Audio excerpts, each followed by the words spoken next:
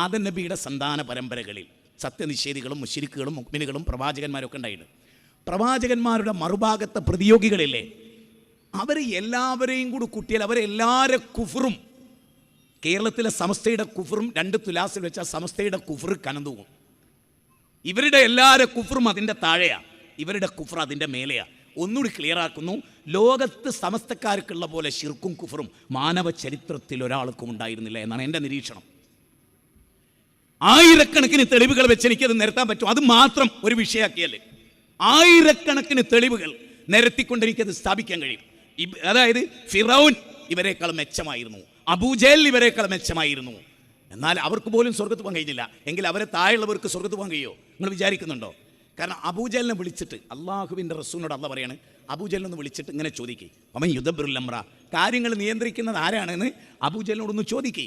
കാര്യങ്ങൾ നിയന്ത്രിക്കുന്നത് ആരാണ് അബൂജഹലേ? അപ്പോൾ അബൂജഹൽ പറയാണ്, മുഹമ്മദേ നമ്മൾ തമ്മിൽ എതിരഭിപ്രായമല്ല, അള്ളയാണ്. ഏതൊരു അള്ളാഹാനാണോ നീ പരിചയപ്പെടുത്തുന്നത്, ആ അള്ളാണ് കാര്യങ്ങൾ നിയന്ത്രിക്കുന്നത്. ഏതാ അധ്യായം? 10-ാം അധ്യായം സൂറത്ത് യൂനുസ് 31-ാമത്തെ വചനം. അപ്പോൾ ആരാ ലോകം കാന്തപുരത്തിനോട് നിങ്ങൾ ചോദിച്ചു നോക്ക്, ആരാ ലോകം നിയന്ത്രിക്കുന്നത്? കാന്തപുരം പറയാണ് CM അടൂരാണ്. അപ്പോൾ ഞാൻ ചോദിക്കുന്നത്, അതായത് ഇതിലൊരു പ്രധാന വശം, അള്ള നീതിമാനല്ലേ, നിങ്ങളെല്ലാവരും വെറുതെ മനസ്സിൽ ഇങ്ങനെ കൊണ്ടുവരി. എന്താ അത്? പരലോകം, അബൂജഹലും കാന്തപുരം അബൂബക്കറും നിൽക്കുന്നു. അബൂജഹലിനെ അള്ളാഹു നരകത്തിലേക്ക് പറഞ്ഞേക്കും. അബൂജഹൽ തിരിഞ്ഞു നിന്നിട്ട് അള്ളാഹിനോടൊരു ചോദ്യം, അള്ളാഹുവേ നീ നീതിമാനല്ലേ, ഞാനൊരു ചോദ്യം ചോദിച്ചോട്ടെ, ആരാണ് മഴ പെയ്യിപ്പിക്കുന്നത് എന്നോട് നിന്റെ പ്രവാചകൻ ചോദിച്ചപ്പോൾ ഞാൻ നീയാണെന്ന് പറഞ്ഞു, അതിന് നീ സാക്ഷി. കേൾവിയും കാഴ്ച അധീനപ്പെടുത്തി ആരാണെന്ന് നിന്റെ പ്രവാചകൻ മുഹമ്മദ് എന്നോട് ചോദിച്ചു, അപ്പോഴും ഞാൻ പറഞ്ഞു നീയാണ്. ജീവാവസ്ഥയിൽ നിന്ന് നിർജീവാവസ്ഥയിലേക്കും നിർജീവാവസ്ഥയും ജീവാവസ്ഥയിലും കൊണ്ടുവരുന്ന ആരാണ് എന്നോട് മുഹമ്മദ് ചോദിച്ചപ്പോൾ അള്ളാഹുവേ എൻ്റെ കൽബിൽ തട്ടി ഞാൻ പറഞ്ഞു അത് നീയാണ്. ഈ അണ്ടകടാകം മുഴുവനും നിയന്ത്രിക്കുന്നത് ആരാണ് എന്ന് നിന്റെ നബി ചോദിച്ചപ്പോഴും അള്ളാഹ് ഞാൻ പറഞ്ഞത് നീയാണ്. എന്നിട്ടും നീ എന്നെ നരകത്തിലിട്ടു.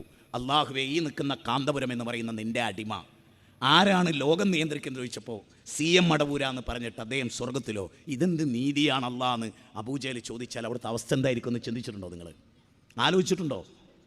ഈ മതം എന്ന് പറഞ്ഞാൽ കളിക്കാനുള്ള ഒന്നാണെന്ന് കരുതിയോ?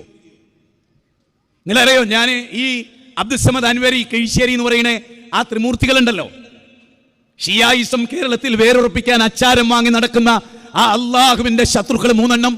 അതിലടുത്ത് പറയുന്നത് അനല്ലാ എന്ന് CM അടവൂര് പറഞ്ഞു. അനല്ലാ എന്താണ്?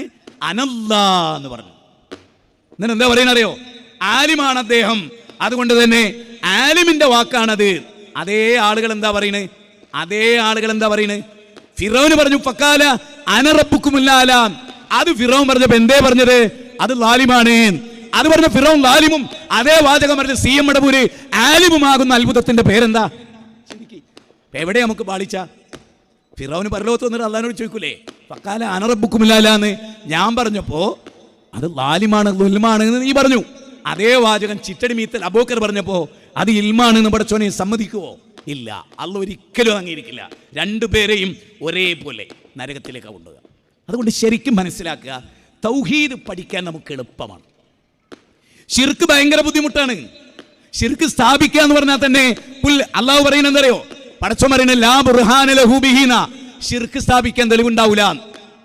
ഖുർആനിലെ 23-ാം അധ്യായം സൂറത്ത് മുഅ്മിനൂൻ അല്ലെ, ആലോചിച്ച് നോക്കിയാൽ അതിൽ പറയാണ് എന്ത്? 117-ാമത്തെ വചന, ലാ ബുർഹാന ലഹു ബിഹി, അതിനവർക്ക് യാതൊരു തെളിവുമില്ല. ഏതിന് തെളിവില്ല? അല്ലല്ലാത്തോലെ വിളിച്ചു ദുആ ചെയ്യാൻ അവർക്ക് തെളിവ് കൊണ്ടുവരാൻ കഴിയില്ല. അപ്പൊ തെളിവുണ്ട് എന്ന് പറഞ്ഞാലോ ഉറപ്പിക്കുക. അല്ലാഹ് പറയാ തെളിവില്ല. ഇനി കിതാബുൽ ഹജ്ജിലേക്ക് മടങ്ങിക്കോ. സഹീഹ് മുസ്ലിം കിതാബുൽ ഹജ്ജ് അതിൽ പറയുന്നത് എന്താണ്? ഇല്ലാ ശരീകൻ ഹുവ ലക തംലികുഹു അമാമലക. അവരെന്തൊക്കെ കഴിവുണ്ടോ ആ കഴിവ് മുഴുവൻ റബ്ബേ നീ കൊടുത്തതാണ്. അതാണ് കെ പരമേശ്വരൻ പിള്ള ഹിന്ദുധർമ്മ പരിചയം 21-ാം അധ്യായം 148-ാമത്തെ പേജ് 3-ാമത്തെ പാരഗ്രാഫിൽ പറയുന്നത്, കിതാബുൽ ഹജ്ജിൽ പറയുന്നത് സമസ്ത വിശ്വസിക്കുന്നത് ഈ 3 വിശ്വാസവും ശരിയല്ല. മറിച്ച് എന്താണ് അല്ലാഹ് പറയുന്നത്? ഒരു കഴിവും മിസ്കാല ദർറത്ത് കൊടുത്തിട്ടില്ല എന്നാ.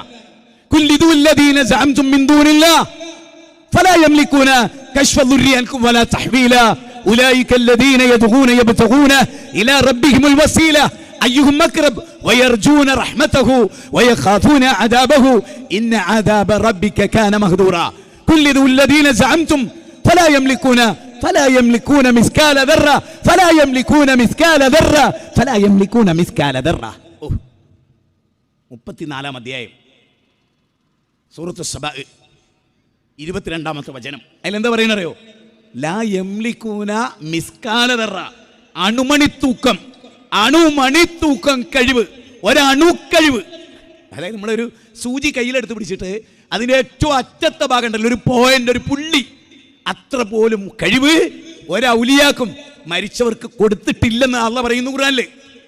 ഒരണുത്തൂക്കം കൊടുത്തിട്ടില്ല എന്നല്ല. നമ്മൾ വിശ്വസിക്കേണ്ടത് അതല്ലേ? വിശുദ്ധ ഖുർആൻ നമ്മളെ പഠിപ്പിച്ച എന്താ? ഇന്ന ഹാദൽ ഖുർആന യഹ്ദീ ലില്ലത്തി ഹിയ അഖ്വം, ഏറ്റവും ചൊവ്വായതിലേക്ക് ഈ ഗ്രന്ഥം നമ്മളെ നയിക്കുന്നു എന്നാ. ഏറ്റവും ചൊവ്വായതിലേക്ക് ഈ ഗ്രന്ഥം നമ്മളെ നയിക്കുന്നു. ആ ഖുർആനിലാണ് പറയുന്നത് അണുത്തൂക്കം കഴിവ് കൊടുത്തിട്ടില്ല എന്ന്. 17-ാം അധ്യായം 67, 68, 56, 57 വചനത്തിൽ പറയുന്നത്, നിങ്ങൾ ആരെയാണോ വിളിക്കുന്നത് അവര് പോലും അല്ലാഹുവിലേക്ക് സാമീപ്യം തേടുന്നവരാണ്. വയർജൂന റഹ്മതഹു, അവന്റെ കാരുണ്യം പ്രതീക്ഷിക്കുന്നവരാണ്. വയഖാഫൂന അദാബഹു, അവന്റെ ശിക്ഷ ഭയപ്പെടുന്നവരാണ്. അപ്പൊ അങ്ങനെയുള്ള ആളുകളെയാണോ നിങ്ങൾ വിളിക്കുന്നത് എന്നല്ല ചോദിക്കുകയാണ്.